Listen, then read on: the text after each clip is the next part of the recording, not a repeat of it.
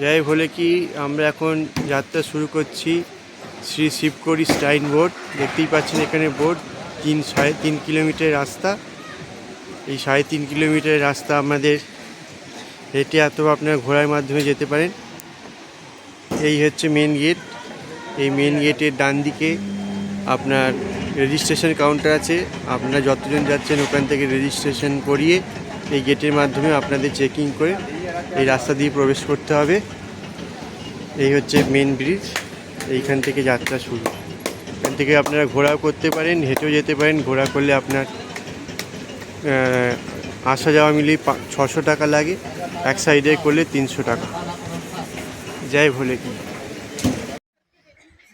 আপনারা দর্শন করছেন ওম ঋদ্ধি সিদ্ধি গণেশায় নমঃ গিরিজানন্দ ভগবান শ্রী গণেশজি কি ভব্য দর্শন গণেশমুখী পর্বত।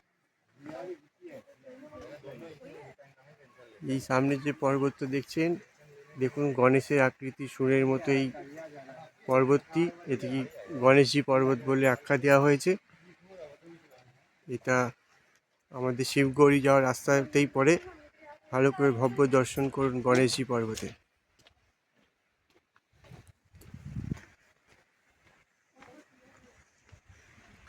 পাশ থেকে সুন্দর নদী বয়ে যাচ্ছে ঢেউয়ের আকারে। আওয়াজ শুনতে পাচ্ছেন আপনারা।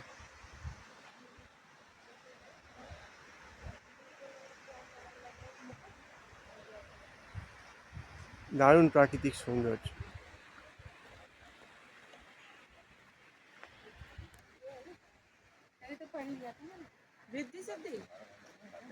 জয় ভোলে। ভিউয়ার্স, গুড মর্নিং, জয় মা তারি। আমাদের কালকের ভিডিওটা পুরো কমপ্লিট হয়নি, কেননা কালকে আমরা যখন যাত্রা শুরু করেছিলাম শিবগৌরীর উদ্দেশ্যে, তখন আমাদের কিছুটা যাওয়ার পর তখন ক্যামেরা অ্যালাউ ছিল না মন্দিরের বাইরে। তো সেই জন্য ওখানকার ভিডিওটা করা হয়নি। তাই আমি পুরো ডেসক্রিপশানটা বলে দিচ্ছি, এ নয় যে আপনারা কিছু স্কিপ করে যাবেন। যে ভিডিওটা দেখবেন যেটা শিবগৌরীর উদ্দেশ্যে, ওইটাতে আপনারা দেখতে পাবেন যে বিভিন্ন রাস্তা দিয়ে যাওয়ার সময় পাশে পাহাড় পর্বত সব কিছুই থাকবে। আর দ্বিতীয় কথা, যে ওখানে যে মন্দিরের সামনে গিয়ে আপনাদের দুটো গুহা আছে, একটা নতুন গুহা, একটা পুরনো প্রাকৃতিক গুহা। তো আপনারা যে সিআরপিএফ বা জওয়ানরা থাকবে তাদেরকে বলবেন যে যাতে ওনারা আপনাদের পুনর গুহাটা দিয়ে অ্যালাউ করে। ওটা একটু অ্যাডভেঞ্চারাস এবং ওটা প্রাকৃতিক, এবং ওখানে আপনারা কোনো কিছুই মানে আর্টিফিশিয়াল পাবেন না। খুব সুন্দর গুহা, ওখানে আপনারা গেলে দেখতে পাবেন মানে ভগবানের সাক্ষাৎ দর্শন যেটা বলে। ওখানে মা পার্বতী, তারপরে আপনার বাবা ভোলেনাথজি ওখানে পিণ্ডি আছে, স্বয়ং পিণ্ডি বর্তমান একই সাথে বিরাজিত হয়েছেন।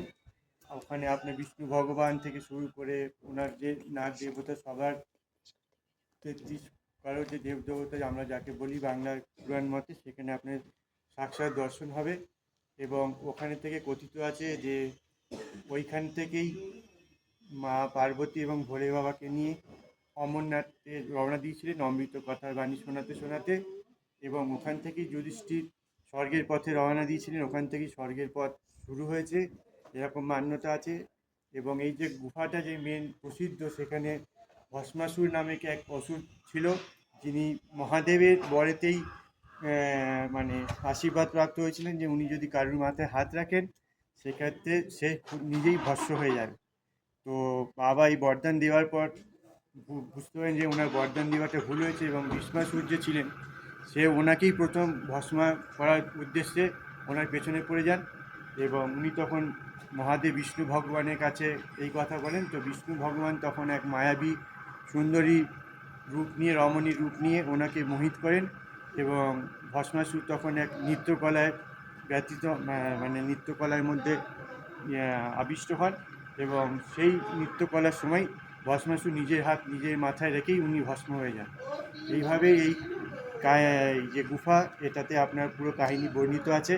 আপনার সাক্ষাৎ এসে দর্শন করুন এবং তাহলে এর মাহাত্ম্যটা বুঝতে পারবেন। এবং এর সঙ্গে এই রাস্তাতেই আপনাদের পড়বে চামুণ্ডা দেবীর মন্দির, নব মাতার মন্দির এবং জিতু বাবার মন্দির। এগুলোই এক এক অলৌকিক দৃশ্য এবং অলৌকিক সাক্ষীর আপনারা সম্মুখীন হবেন। তাই অবশ্যই যদি আপনারা জয় মাতাজির কাছে দর্শন করতে আসেন, শিবগৌরী অবশ্যই আসবেন এবং শিবগৌরী রাস্তা যে মন্দিরগুলো পড়ছে, এক একটা মন্দিরে এক এক রকম ঐতিহ্য আছে এবং যেটা আপনারা না এলে বুঝতে পারবেন না। আশা করি আপনাদের এই ভিডিওটা আপনারা যখন আসবেন আপনাদের অনেক উপকৃত করবে। Thank you for watching my video. And এখন আপনারা দেখছেন আমরা পাটনিটপে এসেছি। তো পাটনিটপে আমরা কাল রাত্রি এসেছি, দেখুন কত সুন্দর। আমরা যেখানে আছি রেস্টুরেন্টের নাম, হোটেলের নাম হচ্ছে গ্রিন টপ। এটা এখানকার one of the luxuries hotel বলা যায়। খুব সুন্দর ভিউ আপনারা দেখতে পাচ্ছেন এবং এরপরে যে আমরা এখান থেকে ভিজিটিং প্লেসে যাব, তো সেইখানে আপনাদের ভিডিও করে দেখাবো।